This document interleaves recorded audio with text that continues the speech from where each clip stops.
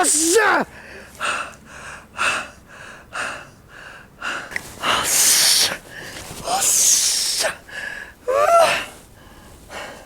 救った。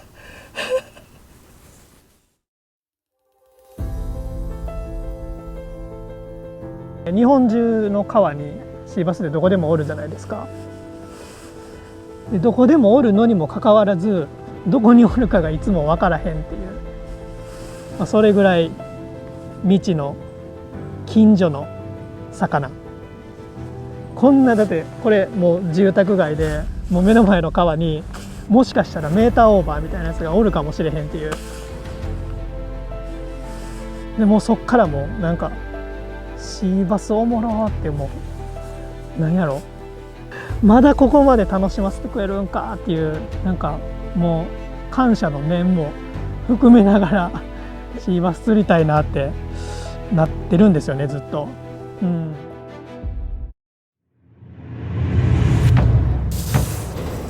ついた。うわやめた。シーバス怖いで。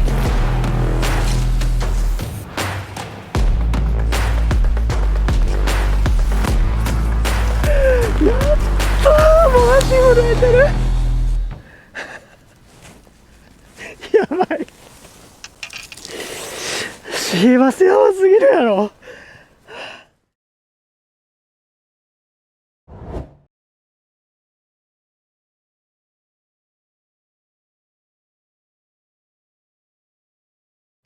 バリバスフィールドスタッフの前田大輔です。今回初めてマッチ・ザ・フィールドということで、冬のデイゲームでこそビッグベイトの力が発揮される、タイミングがあります。でそんな釣りを、これまで、いつか取材で、カメラの前で成立させたいと思って何年もここ和歌山に、通ってきました。また、ビッグベイトだけをやり通すのではなくて、要所要所スピニングタックルでの釣りも挟みながらフィールド全体をしっかり把握していく。でその上でいかに、自分の釣りたい魚ビッグベイトの1匹にたどり着けるか。でそれらをつなぎ止めてくれるバリバスの糸の特性や性能について実況を交えながら、触れていきたいなと思ってます。おそらく0-1ゲームになるんですけど、どうなるか分かりませんけどベストを尽くしたいと思いますのでよろしくお願いします。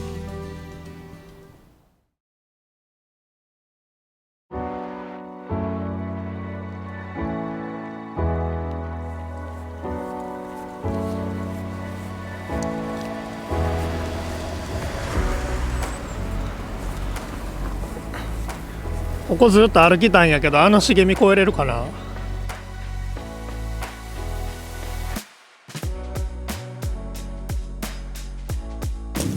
ここからずっと、カーブのアウトサイドの壁際を流してみたいんですけど、ダウン方向になるので、特に今日水の押し強いから、流れすり抜けやすいようなグライドでちょっとふとさっき思い立ってジョイクロを持ってきてみました。なんとなくジョイクロの流れな気がする。それほど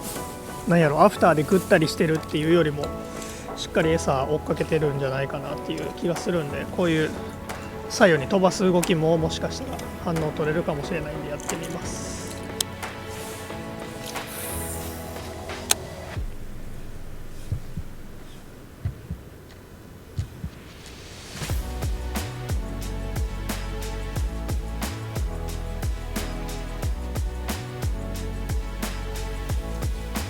こういうところで出てきてほしいよね。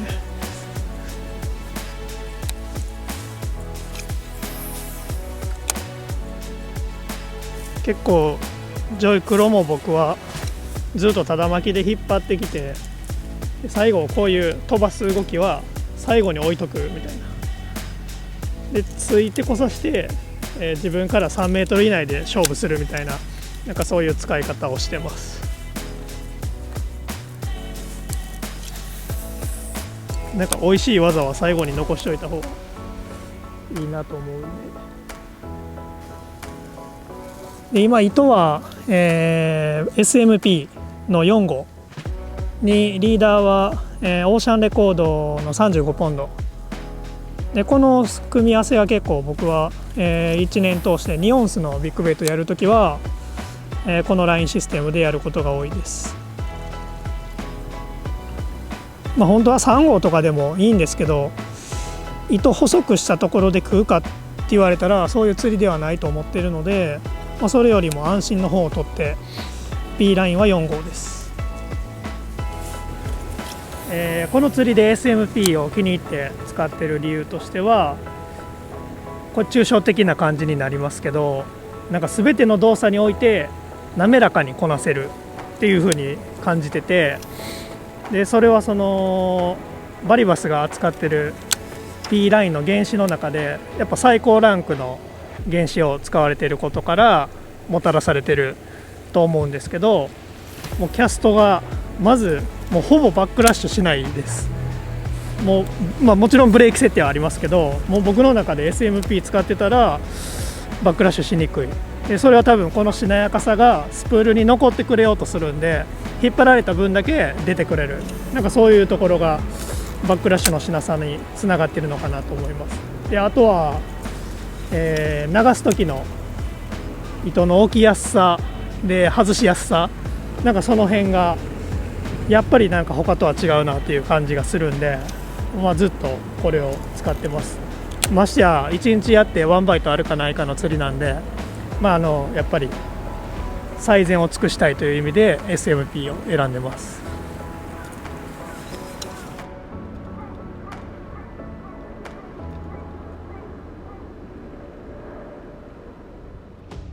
この2オンスのリップもののビッグベイトのただ巻きの釣りで結構気を使ってることがあって、それがそのリードを巻く時の糸なりなんですけど、当然その巻けば、糸がガイドに当たるし、糸が水を切るし、で手元にもその糸の質感みたいなのが結構伝わってくるんですけど、こっち側に伝わってるってことは水中にも伝わってるはずだと思ってて、でそれを嫌ってるかどうかは魚じゃないかわからないけども、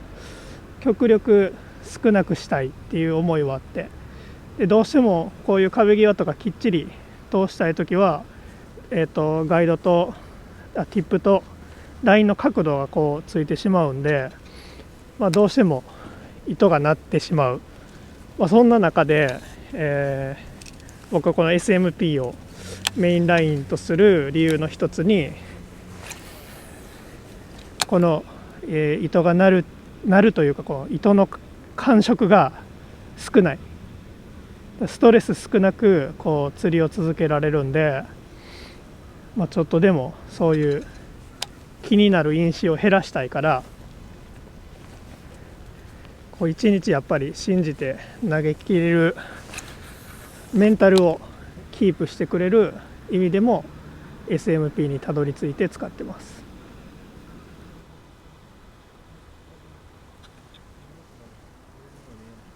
追ってた？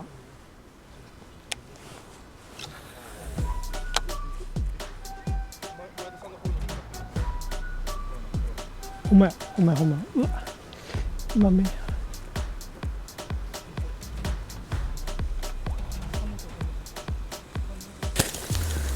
今ちょっとたまたま壁際にシーバスが1匹見えたんで、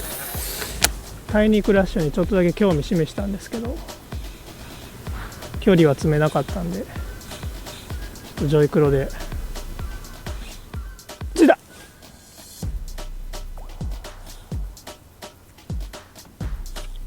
うわ、やめた。口開けた。わ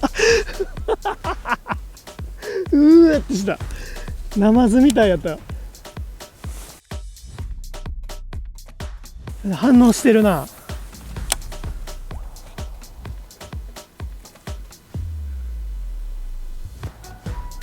あ、向き変えた。そこにおる。ちょっとゴースト取ってきてい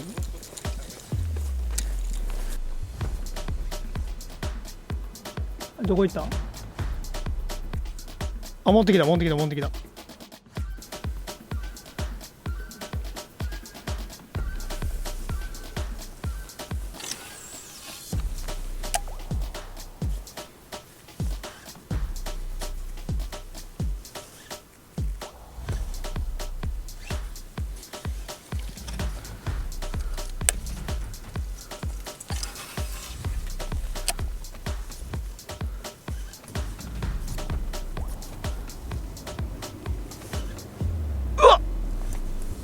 一瞬見たよ。一瞬見た。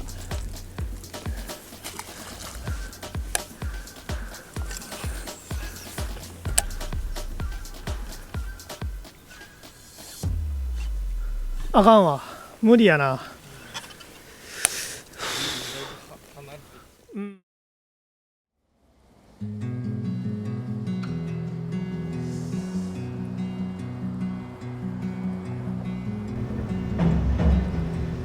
うわ、これはあかんわ。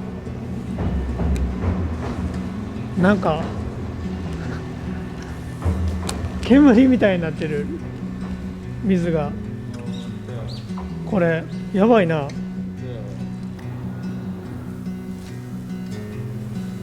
これ上流ねえな、やっぱり。ってことはもう来なくていいっすね、これ。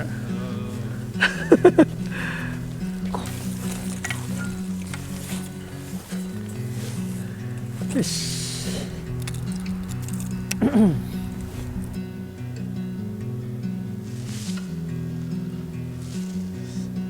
なんかでも釣れそうな水圧なんやけど。急に食ってきそう。こういう玄関期の雪もちらつくようなデイゲームでシーバス釣るってなかなか難しいと思うんですけど、こういうビッグベイトを使うようになってから信じてやりきれるようになったんですが、やっぱり狙いはアフターの魚で、唯一ビッグベイトでそのベイトも、例えば雨の濁りとかそういう増水のチャンスみたいななしでビッグベイトで狙って釣れるみたいなタイミング、まさにこうビッグベイト狙って取ったって思えるような、一匹がこういうアフターのシーバスをターゲットにしたこの釣りにはある、それが魅力だと思ってやってるんですけど、でどういう狙いでポイントを選んでるかっていうと、やっぱりレンジに対してすごくアフターのシーバスはシビアで、自分がその水より上に出たくないっていうレンジが多分あって、魚の中に。でそこまで入るルアーとそのシーバスがいる水深との、関係が噛み合った時に釣れると思ってて、でそういう引き出しを増やしながら場所を選んでって釣ってるんですけど、でアフターのシーバスビッグベイトで狙う上で結構大事にしてるのが、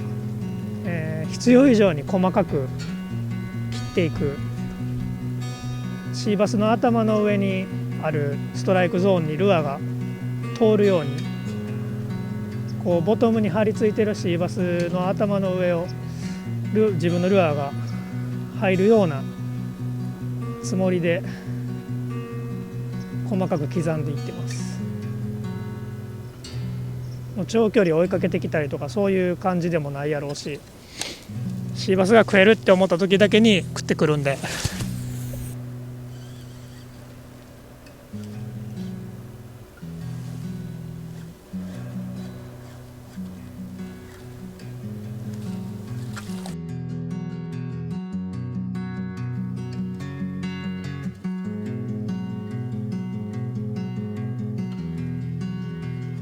壁際で1回チェイスがあって、しかも結構いいサイズのチェイスがあったんで、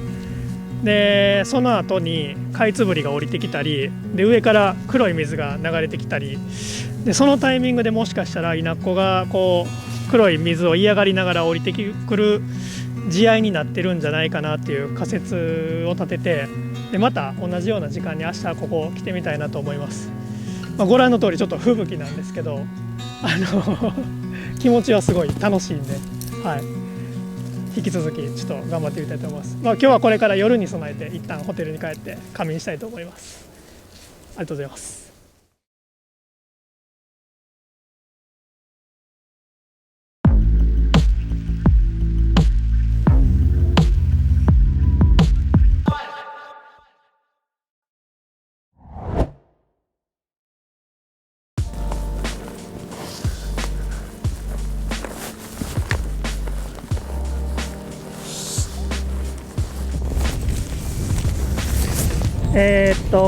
今足浮母河川の、また河口の明暗に来てみました。もう地面が凍結するぐらいなんですけど、なんとかちょっと一本出せるように頑張ってみたいと思います。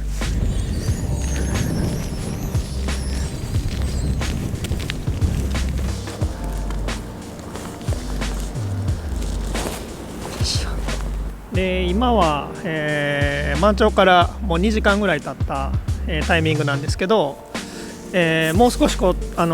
潮が走るのを試合待ちしてるっていうような感じです。でとりあえずこっちのオープンで本命には入れず、流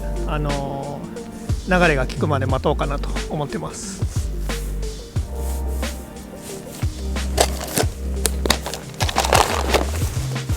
ちょっとあえて BKF75 のリップカット、浮力強いから水面直下でカラーはクリアなんでシルエットをごまかせへんかなと。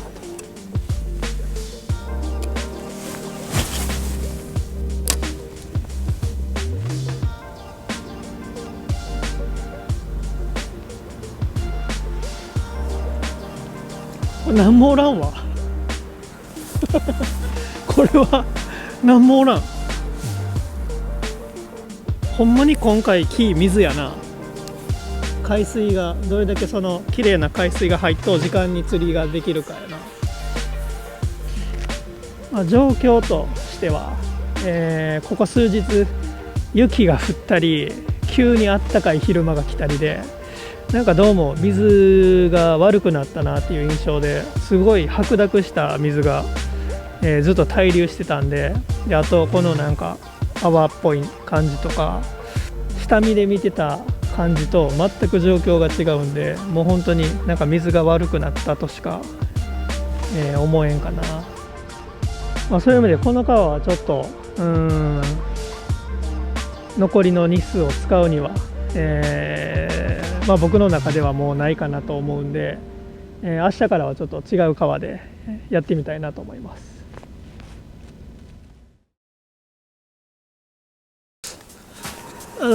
あったかいお茶をいただきました。もう指が溶けそうっす。寒いけど釣りたい。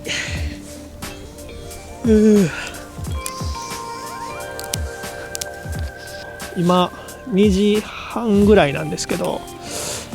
夜の揚げを狙って、明暗部に入ってみます。昨日の昼下見したらウーが、20センチぐらいのボラを捕まえてたのを見たんで、ひょっとしたらこっちの方がベイト今日はあるのかなと思って来てみたら、やっぱり波紋がちょいちょい見えるんで、期待できるかなと思います。じゃあちょっと先発タイニークラッシュから、この明るい側に結構ここは魚がいることがあるんで、このオープンから狙っていきます。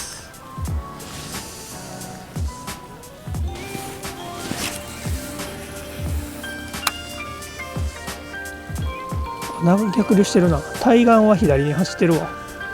手前だけ下流に動いてる。ベイトおるな。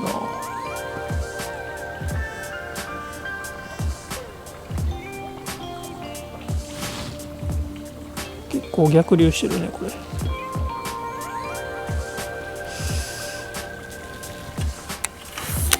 ょっとルアー変えます。シンキングにした方が上げの流れ捉えれそうな気がするんで、ちょっとでも飛距離出したいんでアーマージョイント 190S でいきます。結構今年の正月にこれでいい思いしたんで、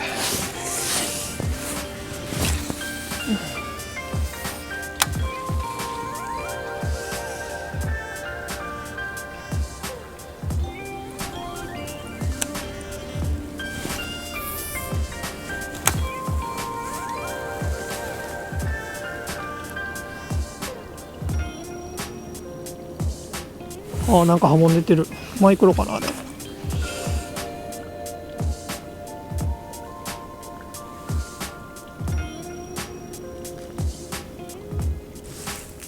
ちょっとビッグベイトで明暗いろいろ探ってみたんですけど、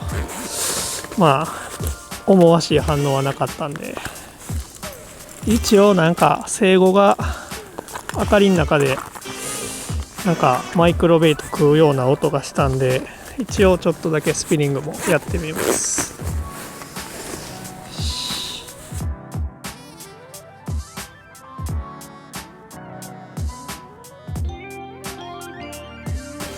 先発ワイゾン77、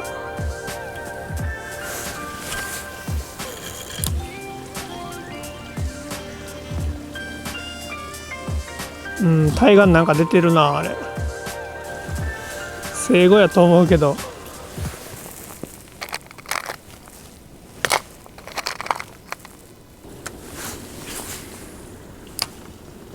どこ行った。初めて投げる。出た。よっしゃ。抜くね。どこや。うい。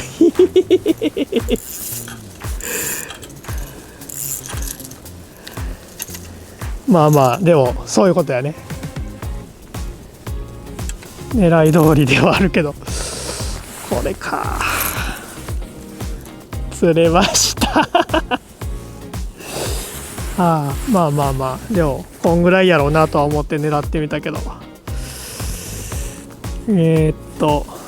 丸かこれなんだ、リップルポッパーの52です。やっぱ水面で出てたんで、表層で泳がしてやったら1頭で出ました。結構でもなんかお腹張ってるな、やっぱり食ってんやろな、それなりに。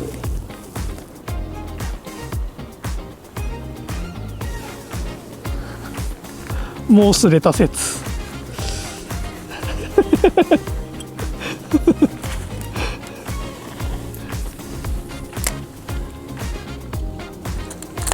今 X8 メインラインは使ってるんですけど、3g とかそういうプラグも今投げてて、やっぱり、でしかも今日結構風も吹いてるから、できるだけこう糸が取られたくないので、X9 よりはこういう小さいプラグを扱うような釣りやったら、僕は X8 の方を選びます。で理由はやっぱりしなやかで、逃げたいところは逃がせれる、なんかそういうところで X8 選んで使ってます。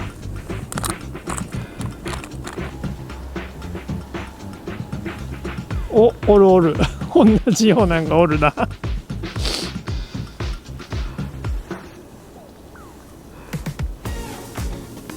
あのサイズですら見切ってくるから、でもすごいよね、やっぱり。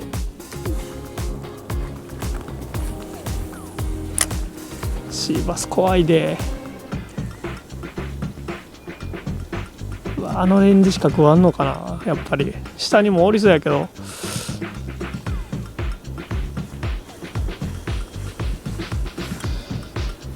ルアーちっちゃしたら何でも食うかった、そうでもないのがこの釣りの僕はすごい好きなとこで、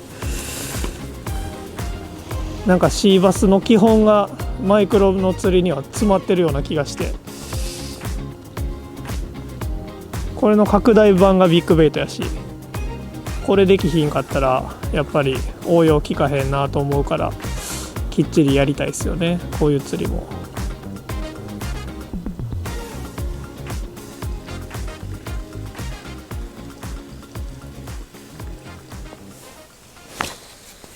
いけた。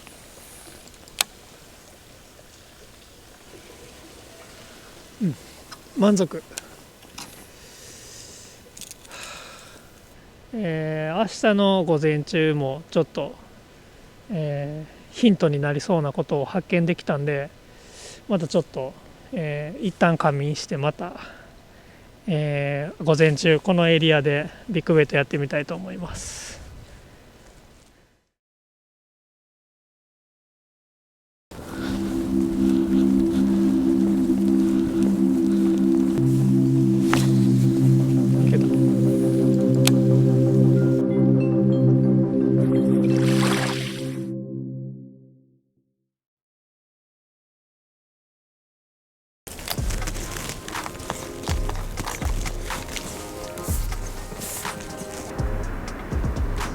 おらんのかこれ。あれおらんね。もうちょっと周りやってみるか。でもいやー、なかなか思い通りにいかへん。今回もっていうかいつもやけど苦しめられとる。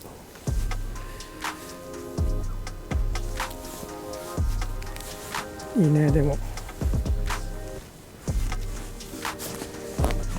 趣味が難しいって幸せよね。そう思わへんすか。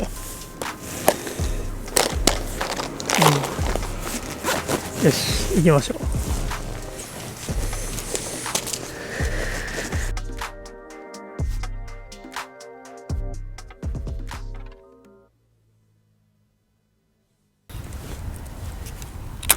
今もう8時過ぎぐらいなんですけど、この橋は結構今までタイニークラッシュとかでよく魚かけたことがあるんでやってみようと思います。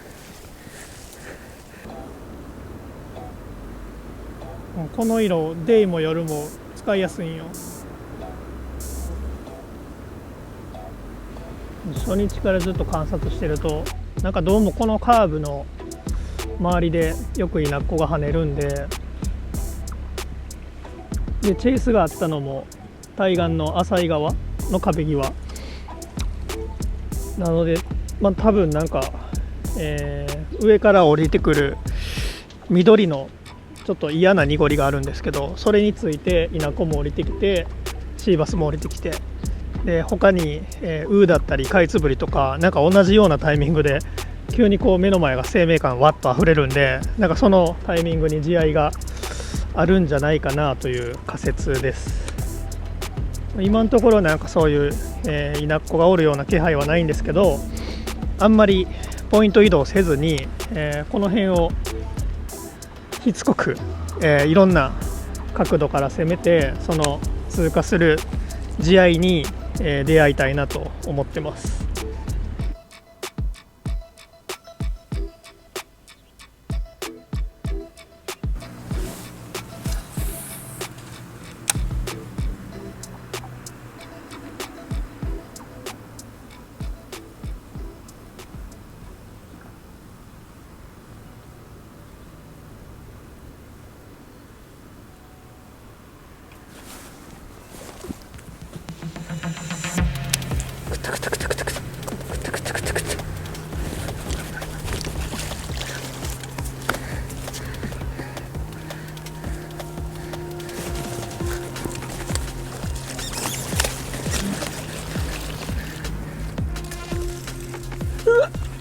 おっしゃ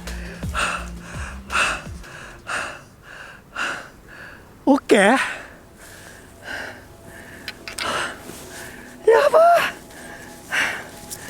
おっしゃおっしゃ、うわすくった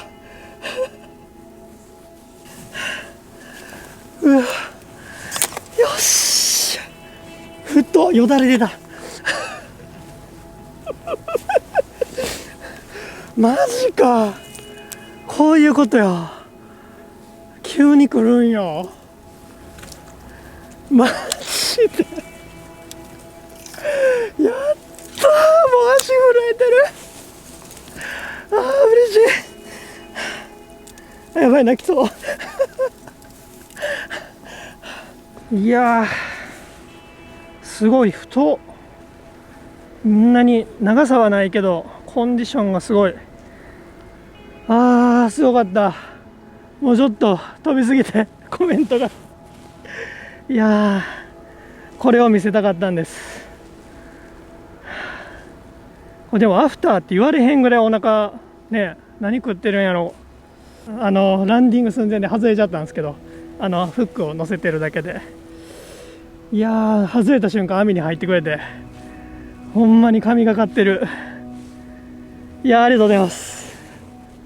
最高です。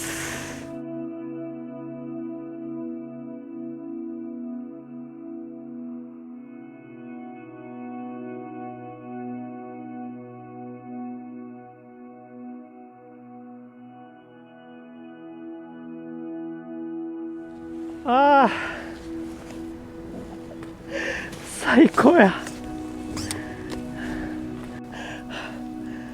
息できんかった。食ったって言われへんかったもんねやばい、幸せやばすぎるやろ。マジありがとう。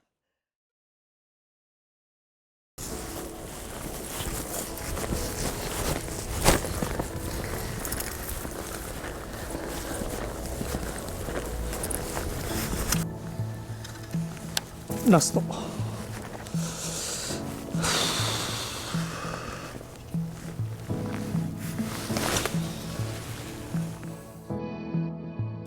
お疲れ様でした。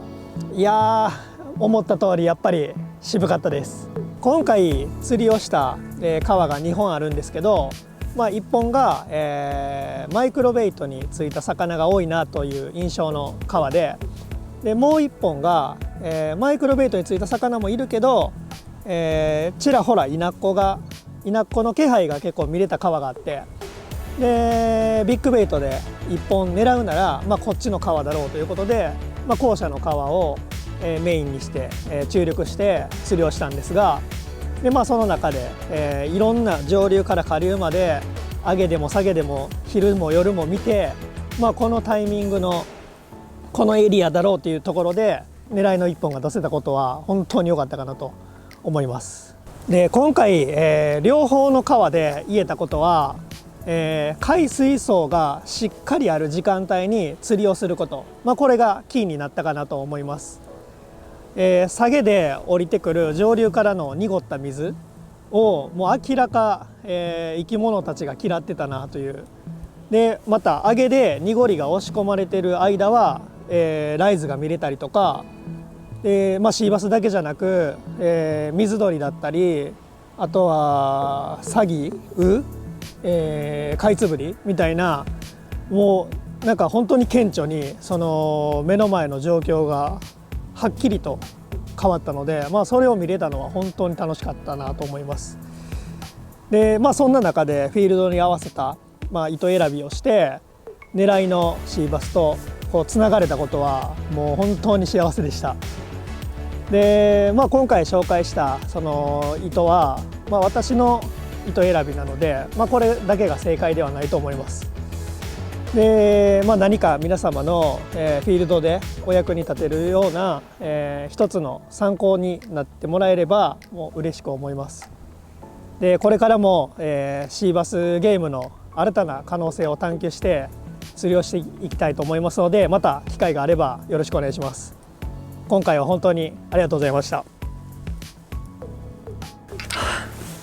やばー、よっしゃよっしゃ、うわすくった幸せやばすぎるやろ。